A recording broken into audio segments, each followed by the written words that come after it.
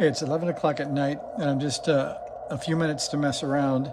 So the first thing I did was I tuned up K1 serial number 602 on 14062, and 20 meters should be dead, but we're going to give it a shot. So I'll call CQ, and we're going to see how far we get. My default is on the RBN, there's a station called W6YX, I think it is. That's 11 miles away. So that's the default when the bands are dead. I can at least see if I have a signal across town. So we're going to do that first. And we're doing that because I've set the radio for 4 watts and I'm running on these 3 LiPo batteries. And then we'll try it again with the internal nickel metal hydrides and see how that goes. So we have as I thought, see if we can slide this in, we have a now report from 11 miles away from, there he is, W6YX. I got a 22 dB signal from him 11 miles away, and what just popped in is rather amazing. So I reached all the way to, let me see if I can zoom that, or let's see, let me just look at that. So I reached all the way to Cleveland, Ohio. So on 4 watts, we went 2,170 miles, and we got a 5 dB signal out of a 4 watt signal across town. And my dipole is just above roof level on a pole I got from Home Depot, so it's not elaborate. It's got a 20 and 30 meter dipole on it. So it got me a 5 dB signal in Cleveland, Ohio. Anyway, that's kind of fun. So definitely the LiPo batteries are doing fine, and I can get a signal across town. Now, what I wanted to do next is when I power this thing up, it powers up, I'll show you. It powers up on the most narrow filter. And so if we check, let's see, we can, so filter 2 is wider and filter 3 is wide. So it's, I'll call that narrow, medium, and high, or wide, I guess is better. And then if we look at them, we can see what their bandwidths are, and then we can, I want to reverse them. I want it to wake up wide. So right now, filter 3 is 850, and filter 1 is 200, and filter 2, filter 2 is 400. So I'm going to leave filter 2 the way it is, but I'm going to swap these two. So this will become 850, this will be 400, and this might be maybe 250, because I think 200 is a little narrow. So that's what we're going to end up with. So we're currently on filter 2, that can stay the way it is. So we're going to go to filter 3, and we want that actually to be we're 850, we want it to be 250. So I shouldn't have drawn these lines like that anyway. So we're going to change that.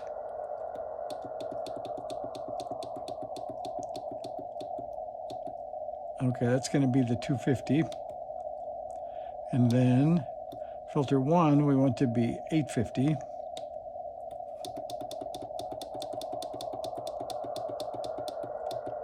Okay, so those filters are correct now. So we'll put the big X and say done on that one. And then the other thing I want to do is I want to set the PF key. I guess that would be a function key, programmable function key. We want to set that up to be the noise blanker. So I'm going to go into, let's see, PFN. There it is. We're going to edit that. And right now it's, is that right? No, I hit the button one more time. Okay, that's filter.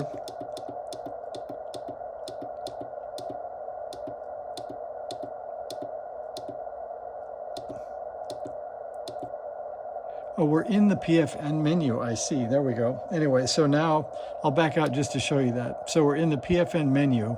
When I edit, I can pick any of these things. So I'm going to pick it to be noise blanker, which is that, and then I'm going to back out. So now if I hit or hold in the button, I get noise blanker off. Apparently you only get noise blanker off. You don't get noise blanker on. I'm not sure. Well, that's unique. Let's edit that again and see. Oh, that's maybe because I was in the menu. Let me try it now. No, it just seems to take you to noise blanker off. So let me edit that again and see. Noise blanker, ATU.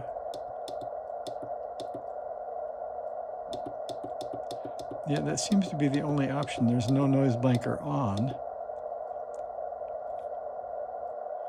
That's quite unique. So I'm not sure if that's a good use of the button or not. Maybe I'll just turn it off.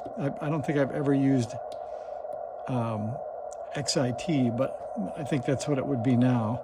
The other is I want to turn on the LEDs so that when I hit attenuator, you can see now the LED doesn't light. So I want that to be on. So I'm going to go into LEDs and turn that to on. Now if I hit attenuator, I get the yellow light. And if I hit RIT, I get the green light. That's cool.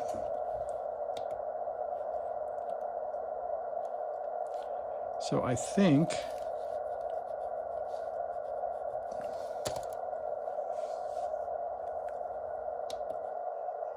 maybe that's an okay thing. So let's go in one more time. So if I go in and set the noise blanker to on, that means the noise blanker would wake up in the, we'll make it in high.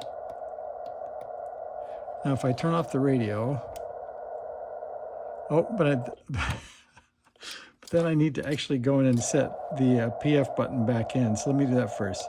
So we're going to set PFN to noise blanker.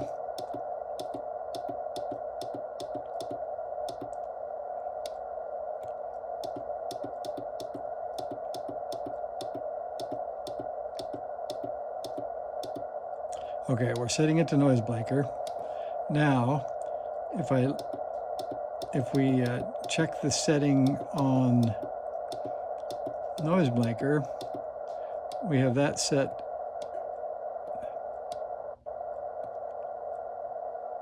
to off. We want that to set to high. All right, now we're out of the menus. I'm going to power off. I'm going to see if we, first of all, wake up with a wide filter, which we do. We can test that with the, well, let's see, let's find a signal.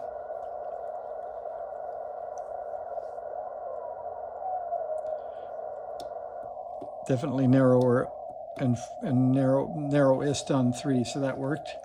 So I'll go back to wide. And then we can check to see if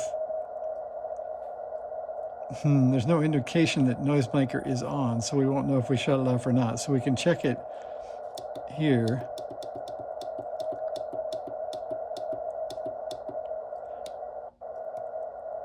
It's off. So I'm going to set it to high. Now if I hit XIT, oh, it sets it to high. I don't think I have the whole story of the PF button yet. I thought I set it to high in the other menu.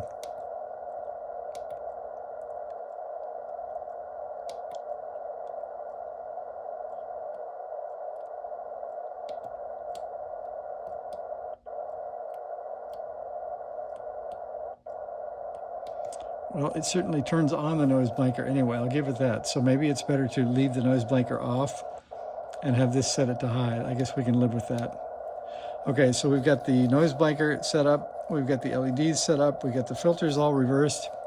And we've proven we get a couple of thousand miles out of that CQ. So I'm going to leave it at that. I'm going to call CQ and see if anybody answers at 11:10 at night. So thanks for watching. See ya.